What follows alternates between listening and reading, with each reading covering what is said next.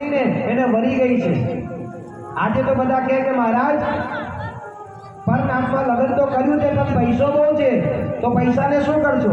પૈસાથી સંસ્કાર મળશે? ના મળે। તો અહીંયા ગુણોને સાંભળ્યા છે અને ભગવાન તમારા ગુણોને સાંભળીને તમને વરી ગઈ છું। મારે તમારી સાથે લગ્ન કરવા છે પણ મારા ભાઈએ મારા વિવાહ લગ્નના નક્કી કર્યા છે શિશુપાલ સાથે, પણ પ્રભુ મારે શિશુપાલ સાથે લગ્ન કરવા નથી। તમે અહીંયા વિદર્ભ દેશ પધારો અને મારી સાથે લગ્ન કરો, અને જો તમે મારી સાથે લગ્ન નહીં કરો તો મેં મારા પ્રાણોનો ત્યાગ કરી દઈશ, પણ શિશુપાલ સાથે લગ્ન નહીં કરું। અને તમે મનમાં વિચાર કરતા હોય કે આને લઈને કેવી રીતે જવી, તો જ્યારે અમારા ગામમાં લગ્ન હોય, અમારા કુળમાં લગ્ન હોય ને, તો એની આગલી રાતે કુળદેવી માતાની યાત્રા નીકળે। એ યાત્રાની અંદર દીકરી એ કુળદેવી માતાને શ્રીફળ અર્પણ કરવા માટે જાય। એ જ સમયે ભગવાન તમે આવજો અને તમે મારું હરણ કરીને લઈ જજો। ત્યારે સુદેવ નામના બ્રાહ્મણે આ પત્ર વાંચ્યો। બોલો દ્વારકાધીશ નરેશ, હવે શું કરવું છે? ત્યારે કહે છે કરવાનું શું, ચાલો વિદર્ભ દેશ જઈએ। ભગવાન વિદર્ભ દેશ જવા માટે રવાના થયા, દારૂકને તૈયાર કર્યો, વિદર્ભ દેશ જઈ રહ્યા છે। દ્વારકાધીશ નરેશ આવે છે। અરે એમાં ગભરાવાની શું વાત છે? ત્યારે કહે છે કે ના, હવે આ ઠાકોર આવ્યો છે ને તો કઈ લીલા કર્યા વગર જવાનો નથી, આવ્યો છે તો લીલા કરીને જ જશે। હવે ભીષ્મક રાજાએ બોલાયા બધા। જરાસંઘ કહે છે કે તું ચિંતા ના કર, આને તો મેં પરાજય કર્યો છે 18મી વાર, આ તો મારો દાસ છે, આ તો ભગોળો છે, તું કેમ ચિંતા કરે છે? અને રૂકમણી માતા નીકળ્યા છે। રૂકમણી માતા શ્રીફળ અર્પણ કરીને જ્યારે પાછા આવે છે, એ જ સભાની મધ્યમાંથી રૂકમણી માતા પસાર થઈ રહ્યા છે। એ જ સમયે ભગવાન એમની સમક્ષ ગયા। રૂકમણી માતાને ત્યાંથી ભગવાને ઉઠાવ્યા, ભગવાને રથમાં બેસી ગયા અને ભગવાન અહીંયાથી રવાના થઈ ગયા। બોલે રૂકમણી હરણ ભગવાન કી।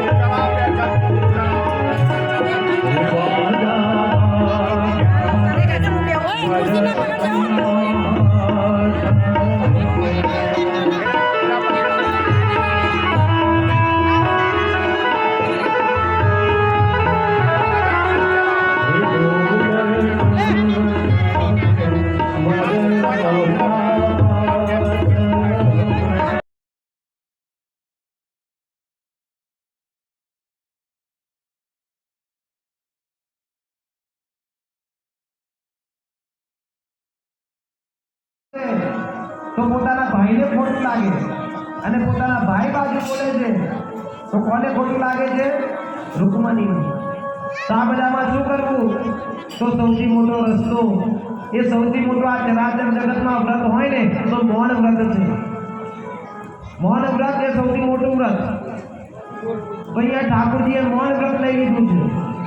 પહેલાના જમાનાના લોકો બધા વ્રત કરતા હતા. હા, આજે આ ખાવાનું નહીં, આ મારું વ્રત છે. હવે આપણે ડિજિટલ વ્રત કરવાનું કે આજના વ્રતના દિવસે હું મોબાઈલને નહીં જોઉં. આજે મોબાઈલ જોઉં નહીં, એ મારું વ્રત. આજના દિવસે હું આ કાર્ય નહીં કરું, એ મારું વ્રત. જ્યારે યુગ ડિજિટલ છે તો વ્રત પણ ડિજિટલ હોવું જોઈએ.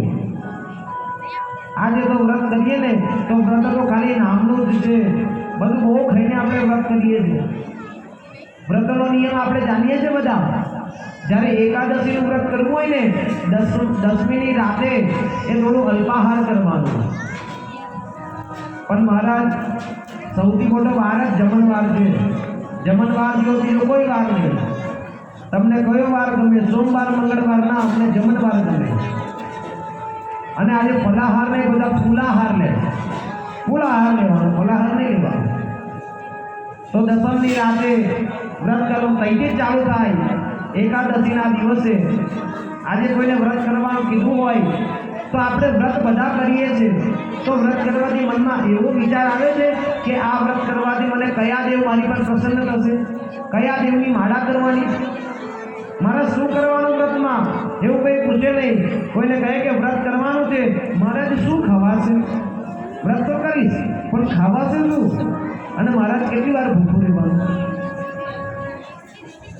ત્યાર પછી મહારાજ સાચું જોવા જાય તો વ્રત કરીએ ને તો વ્રતમાં સૂવું પણ ના જોઈએ. આપણે જે બપોર ખાઈને સૂઈ જઈએ પણ વ્રતમાં શયન ના થાય. શયન કરો ને એટલે વ્રત ભંગ થઈ જાય. તો આપણે તો શયન કેવું જોઈએ અને પછી કહીએ કે અમારું વ્રત તો ધન્ય છે. પહેલા વ્રત કરે ને એ કોઈને કહે નહીં, અને આવે વ્રત કરે ને તો 4 જણને આપણે કહીને વ્રત કરીએ કે આજે તો મારે વ્રત છે, આજે મારે વ્રત કરીએ છીએ પણ કોઈ નિયમ પાળતા નથી. પણ દત્ત વાવણીમાં કહે છે કે યથાવકાશ છે, નિત્ય નિયમ. સીધાનું દાન છે ને એ 9 ગ્રહનું દાન છે. તો એ દાન કરો ને તો તમારા 9 ગ્રહ સારા રહે. પણ હવે સમય આવવા પર આ ધીરે ધીરે હવે ક્ષણ બધું નાશ પામતું જાય છે. અને આ તો ઓનલાઈનનો જમાનો થઈ ગયો. હવે તો પૈસા પણ ટ્રાન્સફરમાં આવી જાય કે મહારાજ 101 રૂપિયા સીધા પેટે. હવે તમારે ઘરે આવવાની પણ જરૂર નથી અને અમારે તમારા ઘરે આવવાની જરૂર નથી. એટલી બધી મનુષ્ય, એટલી આપણે એટલી બધી સુવિધામાં જીવીએ છીએ ને કે આ સુવિધાના કારણે સંબંધો પૂરા કરતા ગયા. પહેલા સુવિધા નથી, પહેલાના જમાનામાં સુવિધા નથી તો સંબંધો હતા, સુવિધા નથી ને તો સંબંધો હતા. એટલે કદાચ આપણે સંબંધ પણ એ રીતે રાખીએ કે કદાચ મને કોઈ દિવસ જરૂર પડશે ને તો મારી સહાય કરશે. કદાચ હું હોસ્પિટલમાં હોઈશ ને તો આ ટિફિન લઈને આવશે. આ યુગની અંદર ઝોમેટો આવી ગયો કે એ પોતાનું ફૂડ પોતે લઈ શકે છે. એના પછી કોઈ પણ વસ્તુ કોઈ જગ્યા પર પહોંચાડવી હોય તો પહેલાના જમાનામાં માણસોની જરૂર પડે, અને હવે એ જ જગ્યા પર ડિજિટલ યુગની અંદર રેપિડો સિસ્ટમ આવી ગઈ. કોઈને ક્યાં મોકલવું હોય, કોઈને કોઈ જગ્યા પર જવું હોય તો આપણે બધા ડિજિટલ રીતે જઈએ છીએ. આ યુગ એવો છે કે સુવિધા તો મળે છે પણ સુવિધાઓની સાથે સંબંધ પૂરા થઈ ગયા. સુવિધા તો છે પણ સંબંધ પૂરા થઈ ગયા. બાળકો ભૂખા બેઠા છે, 4 દિવસથી તો મારા બાળકો ભૂખા છે, હું તમને શું ભિક્ષા આપું? મારા ઘરે ભિક્ષામાં આપવા માટે કશું નથી. અરે માં, કઈ કશે તું જો, મેં પણ 2 દિવસથી કઈ ખાધું નથી. બ્રાહ્મણ દેવતા, મારી પાસે કશું જ નથી. ભિક્ષુક કહે કે હું કદાચ ભૂલો ના પડતો હોય તો આગળ તો સુદામાજીનું છે ને. સુશીલાને કહ્યું કે મારા પતિને પણ કોઈ ઓળખે છે? અરે નાના વગરનો ના થયો, અને નાને નાથા લાભ. પૈસા હોય ને તો બધા ઓળખે, ગરીબને કોણ ઓળખે છે? અરે મારા પતિને કોણ ઓળખે છે? હા, તમે મારા પતિદેવને કેવી રીતે ઓળખો? જેને કહે છે સુદામાજી તો બહુ બ્રાહ્મણ છે. અને માં, તમે જો જાણતા ના હોય તો તમને એક વાત કહું કે આજ સુદામાજીના એક મિત્ર એ દ્વારકાધીશ નરેશ છે. દ્વારકાનો રાજા આમનો મિત્ર છે. માં કહે કે ક્યાં દ્વારકાધીશ નરેશ અને ક્યાં આ સંગમ થઈ શકે નહીં? ત્યારે કહે છે હા માં, સાચું કહું છું. આ બંને ગુરુકુળના મિત્ર છે, ગુરુકુળમાં સાથે બનતા હતા. ભગવાન ભિક્ષુકનું રૂપ લઈને આવ્યા. આ પ્રમાણે માને કહ્યું છે ત્યાંથી ચાલે છે. આજે સુશીલા આવીને રડવા લાગી છે. સુશીલા આવી અને સુદામાજીની સામે રડે છે. સુદામાજી કહે કે સુશીલા, શું થયું, કેમ રડે છે? ત્યારે કહે છે કે આજે આપણી પાસે ધન નથી અને આપણા દ્વાર પર જે આવે છે ને એ પણ આપણાને આપણી મજાક બનાવે છે, આપણાને હાસ્યનું પાત્ર બનાવ્યું. અને સુશીલા, શું થયું? આજે દ્વાર પર એક ભિક્ષુક આવ્યો હતો અને ભિક્ષુક આવીને કહેવા લાગ્યો કે તમારા જે સ્વામી છે ને એ તમારા સ્વામીના મિત્ર એ દ્વારકાધીશ નરેશ છે. આવી ચાલી ચાલીને અહીંયા બ્રાહ્મણ દેવતા એ થાકી ગયા છે. આપણે બેસવા માટે અમારા સુદામાજીને આસન આપો, બ્રાહ્મણ દેવતાને આસન આપો.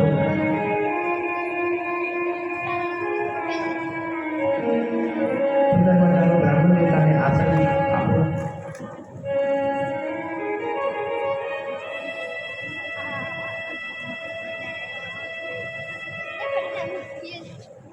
તો અહીંયા સુદામાજી ચાલ્યા છે અને ચાલતા જ્યારે દ્વારકા નગરીમાં પહોંચ્યા, અરે આ જે મહેલા, બધા મોટા મોટા મહેલોની અટ્ટારી દેખાય છે. એક સજ્જન પુરુષ ત્યાંથી જાય છે. સજ્જન પુરુષને પૂછવા લાગ્યા કે ભાઈ, આ નગર કયું છે? ત્યારે કહે છે કે આ દ્વારકા નગરી છે. હવે આ દ્વારકા નગરીમાં એવું કે મારા કાનાનું ઘર ક્યાં છે? પુરુષ કહે કે આ દ્વારકા નગરીમાં કોનું ઘર? કાનાનું ઘર. અહીંયા કોઈ કાનો નથી રહેતું. અરે હા, આ જ દ્વારકા નગરીમાં રહે છે. એનું નામ શું છે? અરે હા, એનું નામ તો કૃષ્ણ છે, પણ એને મેં કાનો કહીએ. અરે કૃષ્ણ છે તો ગલી નંબર કયો છે, ઘર નંબર કયો છે, સોસાયટી કઈ, કંઈક તો તમારી પાસે હશે. ત્યારે કહે છે કે બીજું તો કશું ખબર નથી, પણ એટલું ખબર છે એ અહીંનો રાજા છે. મહારાજ તમે કોની વાત કરો છો? ત્યારે કહે કે કૃષ્ણની. અરે એમનું નામ લેવું હોય ને તો આ રીતે એમનું નામ ના લેવાય.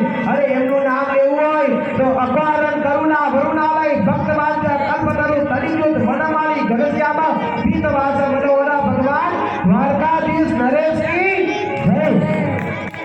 આ પ્રમાણે નામ લેવું પડે. સુદામાજી કહે કે ઇતનો લંબો ચોડો નામ હમે ના આવે ભૈયા. અરે આવું નામ એમને નથી આવડતું.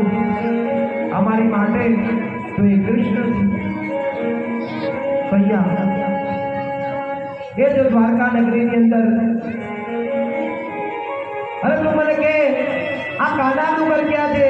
અરે બાબા તમે આજે જુઓ છો ને એ બધું જ ઠાકોરજીનું છે. અહીંયાથી આગળ જાઓ સીધા. જ્યારે સીધા જશો ને તો ઠાકોરજીનો મહેલ આવશે.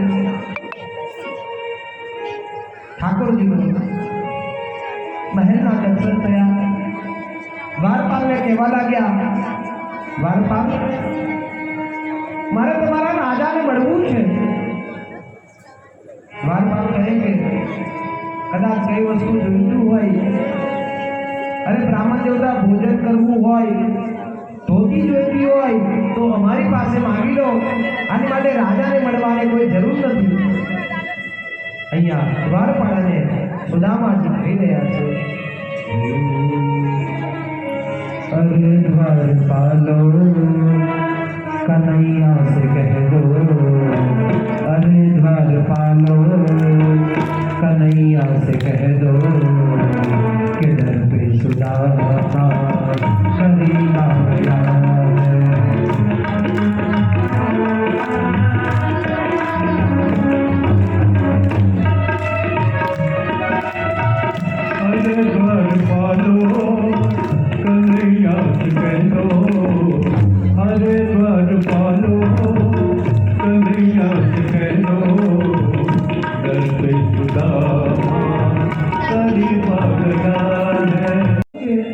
દ્વારપાલ પહોંચ્યો અને દ્વારપાલ પહોંચીને અહીંયા ભગવાન કૃષ્ણને સંદેશો આપશે. હવે દ્વારકાધીશ નરેશ ભોજન કરીને બેઠા છે. દ્વારકાધીશ નરેશ કી જય હો. દ્વારપાલ બ્રાહ્મણ છે ત્યારે દ્વારપાલ અહીંયા સંદેશો સંભળાવે છે. शीस प्रधान जगाधन में प्रभु जन को आई बस के ही ग्रामा छोटी पाटी पाया पाला के ही ग्रामा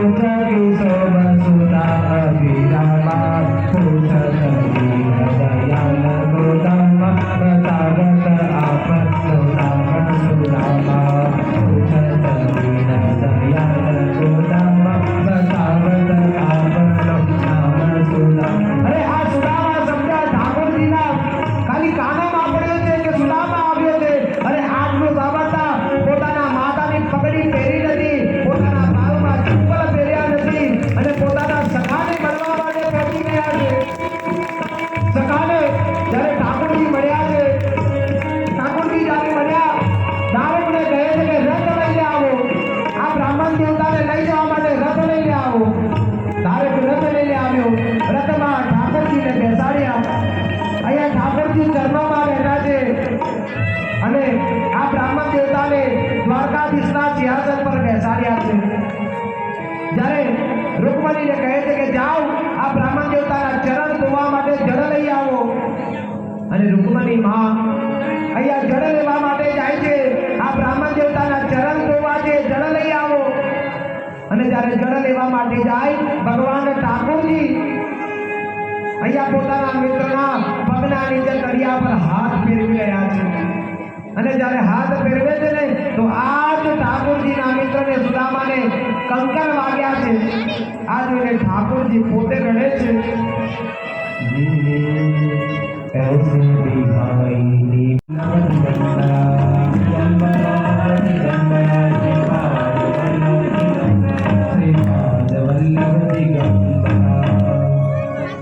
ગુરુ બનાવ્યા છે એની ચર્ચા કરવામાં હવે સુખદેવજી મહારાજ એ રાજા પરીક્ષિતજીને પૂછે છે કે પરીક્ષિત, હવે તારા મનની અંદર કોઈ પ્રશ્ન હોય તો તું કહે મને.